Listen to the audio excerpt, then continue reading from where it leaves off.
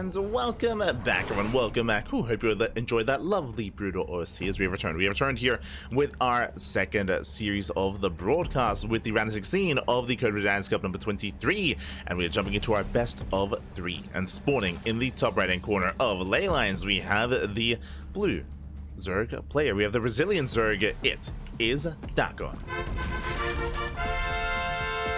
And spawning in the bottom left-hand corner, we have the red Terran player representing Alien Esports, the Brazilian Terran player. It is INexorable. Here we go. And if you're in the chat, you know what time it is. It is Gamba time. Predictions are open. Place your bets on who you think will claim the series. Best of luck in the chats. Coming into this, INexorable, I would say, would be the favorite player. Oh, cool first, by the way.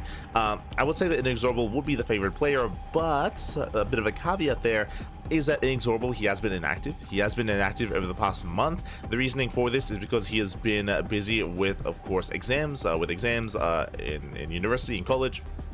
So he's been focusing on that. So he hasn't had as much time to compete over the past, 3-4 weeks.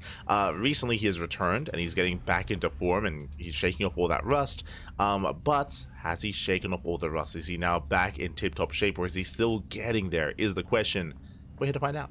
We're here to find out. Ooh. But now, though, again, it was a pull first opener out of DakkoN. From here, he's going for earlier lings. Just a couple of lings, though. Here, it looks like he's not committing too hard. I would imagine the purpose of these 2 lings is to try to get around the map, is to try to avoid the initial Reaper, and to try and delay the CC of his opponent. Here we go. Slings that do move out. Oh, and they don't just move out. We do have a Roach Warren, early Roach Warren here out of DakkoN. Lings, they move out. The SCV does get eyes on the lings, and INexorable is aware, but just because he's aware of the lings doesn't mean he knows exactly what's going on. Now, he does see the late hatchery. He knows the hatchery is late. He knows it is delayed.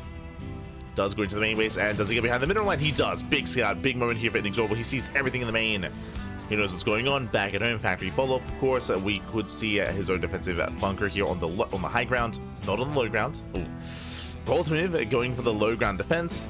We'll get into it here as the first lings have arrived. They delay the CC. And lings are going to be cleaned up. Now, when it comes to the early game defense here, the reason why I assumed it was going to be a high ground defense is because you can just lift. You can just lift up your CC and evacuate the natural and just maintain your position on the high ground instead. It does mean that you're stuck on one base economy for a little bit longer until you break out with a cyclone or break out with a tank, but it is a lot more secure. This is a greedier response, and going for a greedy response requires an even greater response here, so double bunker here, 2 bunkers on the low ground just to make sure he's safe and sound. Reaper gets across the map. It will deny some mining time. Roaches are amassing, but how many? Only 2 roaches. And because it's only 2 roaches, DakkoN is not committing, and that means that INexorable, he will get away with holding onto the natural. And he can always salvage the bunkers. He can always just salvage the bunkers. Reaper dips in, gets a drone kill, gets 1, denies more mining time, and there's 1 Reaper just wreaking havoc. And roaches are now building up, but these roaches, they're late. The roaches are delayed. They do keep up with the Reaper at least.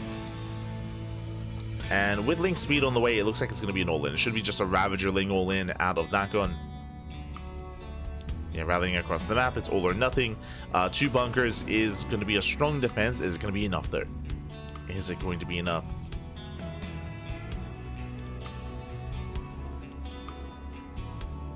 As the roaches are walling across the map, Ling speed is revealed.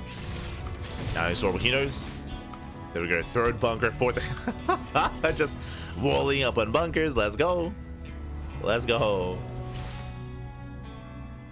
DakkoN preparing. I'm a little bit concerned that some of these bunkers are a little bit too close together, so they can be piled upon. But for the most part, lings, they are going to be thrown away here. Another roach goes down as well. Massive pickup. Yeah, it just does cancel the bunkers. Now, INexorable, he realizes, hold up, this isn't really as threatening as it otherwise should be. Yeah, the Banshee has arrived. And INexorable, he will shut this down. Oh, the Biles! Biles don't connect. Gets 1 of the Ravagers. Gets 1, gets 2. Now there's 1 Ravager left. Yeah, the bunkers, they're safe and sound. They're safe and sound. 1 Hellion falls, but with that, a very strong defense here. GG gets called, and INexorable, he will take a lead in the series. He will take game number 1. GG. A very comfortable defense here.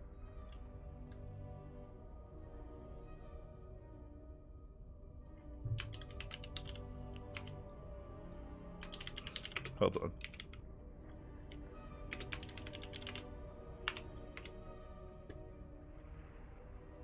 See in the chat. You smoke too? No, no, no. Smurge, pappy. Smurge.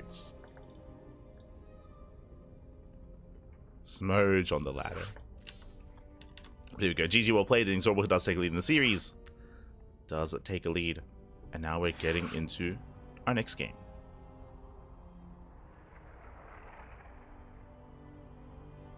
Smurge cast. Oh no.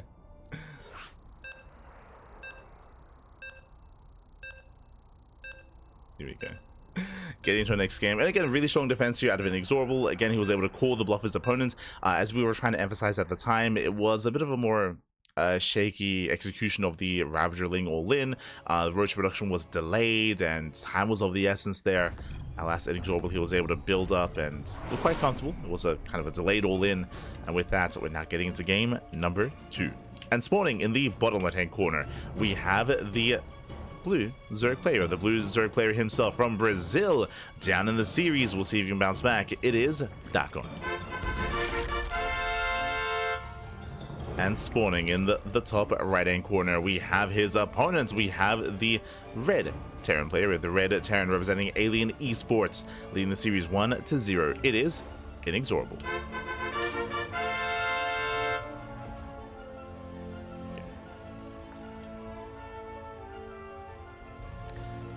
We go.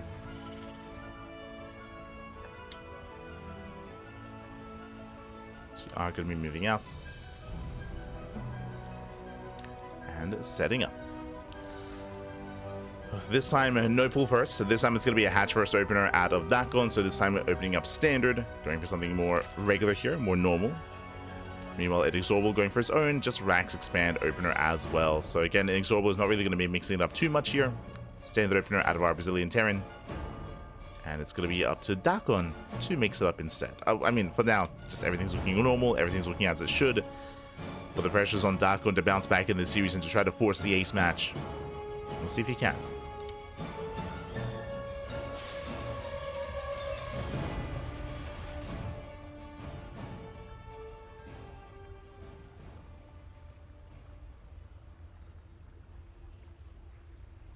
Here we go.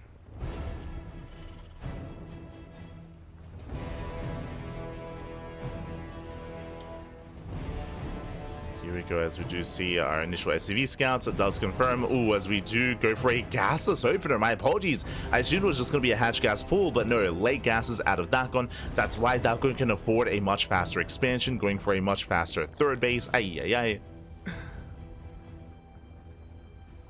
So much greedier here from our Zerg player. Now this tells me that link speed is going to be delayed. Because link speed is so late, we may just skip link speed and just go straight into roaches. True. Could just see a roach base opener instead. We'll keep an eye on the Zerg player.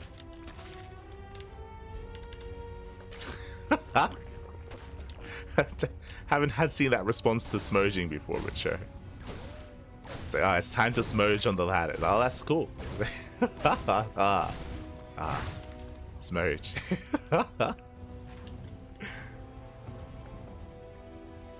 Those are curious. It's like an emote. It's like a Pepega emote. It invokes a feeling, a vibe of Smurge. Very sad, very doomer, if you will. No.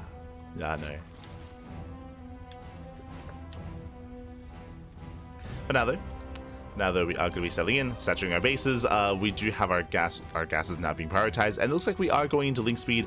But what's important here, we're not pulling out. You can see that DakkoN, he's not pulling out a gas, and typically you do not mine this much gas without reason. Now this can be for, once again, a roach warren, as we mentioned, or this could be for a fast lair into, I don't know, say muta play or drop lord play instead. I would say that DakkoN has options, as he does pull back in, so 3 in gas. We'll see what it's going to be spent on. Could be fast lair, could be roaches. If it's going to be a lair, from there it could be into muta play, into drop lord play. We have the answer, roach warren. You know, Hellions that dive into the mineral line. They do confirm they get eyes on everything. Confirm lack of lair and the roach warren as well.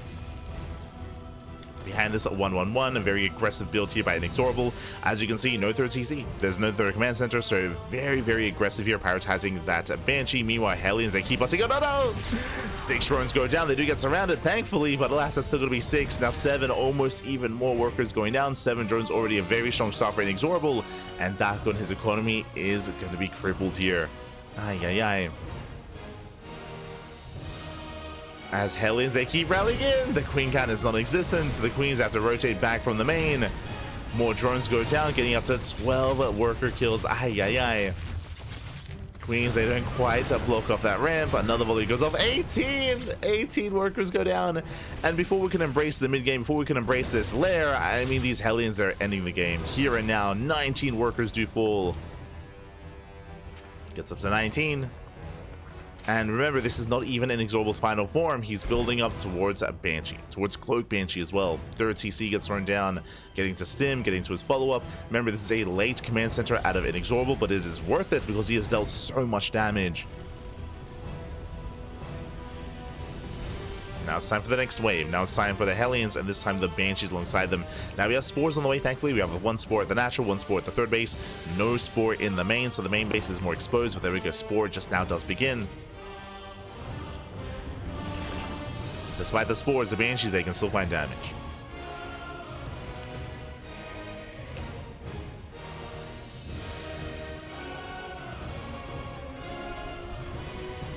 Banshees do move out.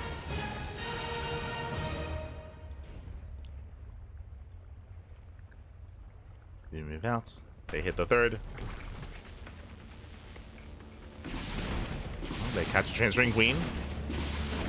Yeah, massive pickoff. 1 queen goes down. Looking for another. Means they have to pull away. Getting 1, getting up. 1 more drone. 1 more worker goes down.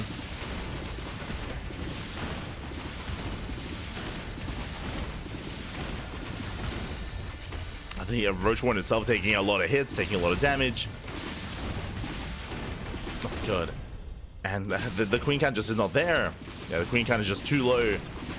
Roach Warren gets sniped. Massive pickup going for the queen as well. Ay, ay, ay. Takes down the queen, takes down the Roach Warren. And DakkoN is just stuck on a worse economy here. He's stuck on 40 workers. He can't make any more roaches. We have 5 roaches on the way. And back at home, INexorable just building up and getting ready for his eventual bio push. Waiting for 1-1. Stim is now done. Combat shields has yet to begin. But INexorable still looking very comfortable.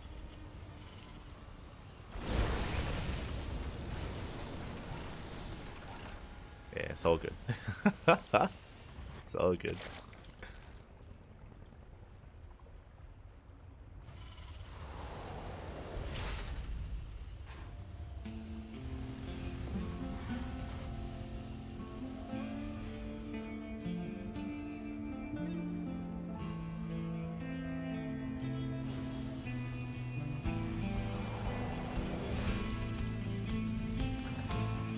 INexorable does set up. Honestly, from this point forward, he can just move out. To be honest, he can just move out across the map. He can just snowball out of control and break the expansions. We can see that INexorable is playing it safe. He's playing it safe, getting another factory, taking his gases. From here, he can start a 4th CC. INexorable, he can do almost whatever he wants from here. And it's on DakkoN to recover. To either go for an all-in or be hyper greedy and like double expand, tech up. Hydrogen is on the way, Infestation Bit is on the way. DakkoN still has a ways to go. TvZ gets caught. Yo, and a shout out to Coca Master. God, Papi God. Thank you so much, Coca Master, for subscribing with Twitch Prime. Oh my god, thank you so much for the support. Oh, bailing 1-2 do connect. Not bad. But thank you so much for the support. We do appreciate it. Thank you, thank you. Hope you enjoy the content, the casting, and the StarCraft. Hope you enjoy it. DakkoN, he does attempt to move out. Once again, though, INexorable, he's in position. He's set up. Still has that Banshee from the early game. He's all at 4 tanks, massive amount of bio. Hellions, they can morph into Hellbats. And here comes the push. Here comes the death blow of an army. He's almost maxed out. Up 80 supply. DakkoN is trying to hold on. Morphing in a couple of Banelings, getting into Link Bane Hydra. The tanks on siege does take the Banelings to the face, but there just aren't enough Banelings. Just not enough here to work with. Not enough to defend. INexorable, he breaks through the third. One of the tanks gets caught out. Not even. No. He saves the tank.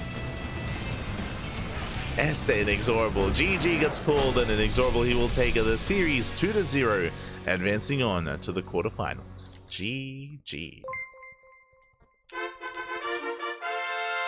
GG, well played. Congratulations here to INexorable as it does claim the series. Does claim the series at 2-0. Congratulations. Very well played. Meanwhile, shout out to DakkoN. DakkoN, he did try to mix it up here. Went for a Ravager Ling all in game 1. Here in game 2, did try to play more standard, but he was shut down early on. As a reminder, he lost 18 drones in the lead up, in the early game even, and that was game then and there. To lose that many workers that early on, it's almost impossible to recover outside of going for an all-in, or outside of being hyper greedy, outside of your opponent making mistakes. But INexorable, he did not make mistakes. He was looking solid, and he snowballed out of control. GG, well played. Congratulations here to INexorable, and that leads us into our next series. Leads us into our next matchup. Here we go. From the top, exclamation mark B in the chat to have a look at the back yourselves.